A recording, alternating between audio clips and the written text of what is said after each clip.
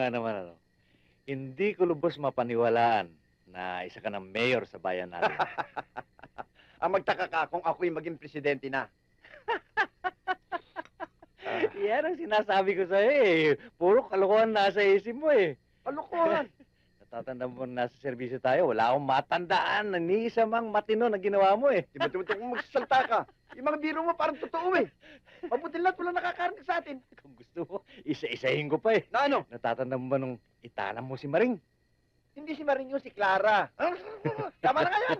Alam mo, pinunta ko rito dahil dyan. Oh.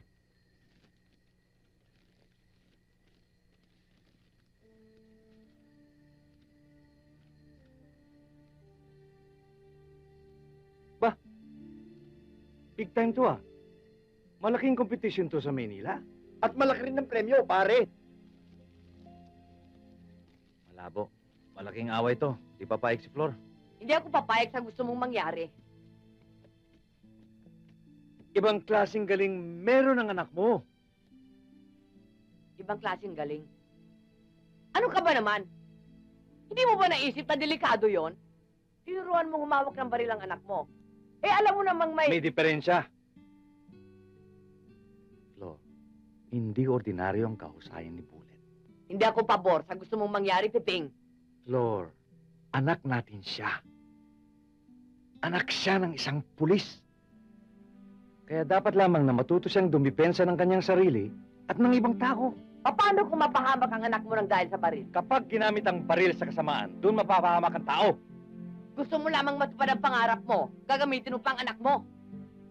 Flor, huwag mong kalimutan na kampyones ang apelyido natin.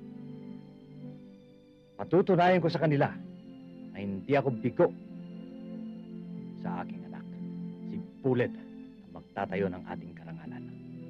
Sa larangan ng baril, siya'y magiging kampyon. Bullet! What? Aba!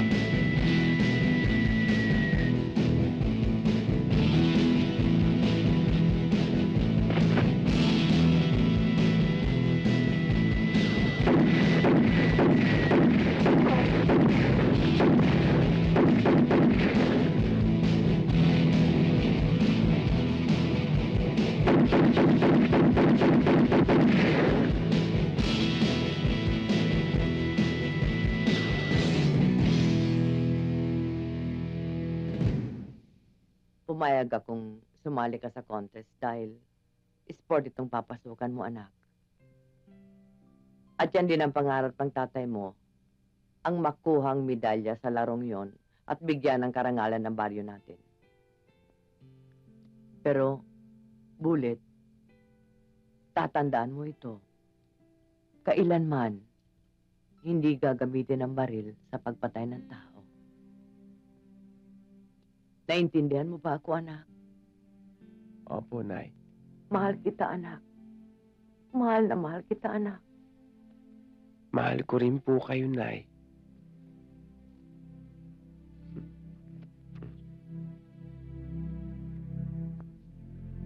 Gutom na ako, Nay. O sige, kakain na tayo. Kain na. Pagkabait ka, ha? Opo. Lori, tama na yung palaman. Baka maiwan kami ng boss. Pare! Uy, pare. Gusto ko lang makita ang pagalis ni Bullet. To wish you good luck. At saka ako naman ang maghahatid sa inyo sa istasyon ng bus. Salamat, pare. Ayaw mo hindi namin hihiyain ng bayan natin. Lori, ano ba? May huli na kami. Sige, Bullet. Oo, andyan na. Ano ka ba naman, Piping? Kailangan maayos yung mga dadali ni Bullet. O, Bullet, huwag mo kalilimutan mambiling ko sa'yo, nak, ha? Piping, ha? Huwag mo nga alisin ang pansin mo sa anak mo, ha? O, Bullet, Talaga, oh. palagi ka magdarasal, ha? Huwag mong kalilimutan, ha? Galingan mo, ha? Piping, ikumusta mo na lang ako kina Elias, ha? Oo. Bullet, huwag mong kalilimutan Batok magdasal, sa ha? ulo.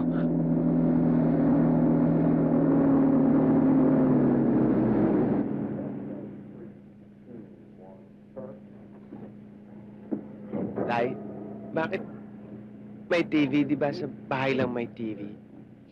Bakit sa bus may TV rin? Alam mo, Bullet, para hindi mainip ang mga tao sa biyahe. Para sandali lang, makakarating na sila sa destinasyon nila. Kaya yan. Ulit. Ulit, anak. Tanda mo, huwag mong kalilimutan yung tinuro ko sa'yo tungkol sa tamang paghawak ng baril pag nandun ka na sa kompetisyon, ha? Opo, Tay. Para hindi ka ma-disqualify. Naintindihan mo ba? Opo, Tay. Opo, Tay. Tay, anong ibig sabihin ng you have the right to remain silent? Nasa batas yun. Kailangan malaman ng isang hinuhuli ang karapatan niya. Sa isang pulis, tulad ko, hindi basta baril ng baril doon sa hinuhuli niya.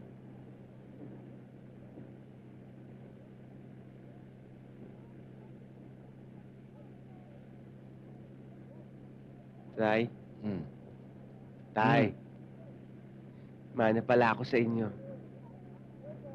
Kasi natutulala rin kayo kapag kinakausap kayo. Tulog na.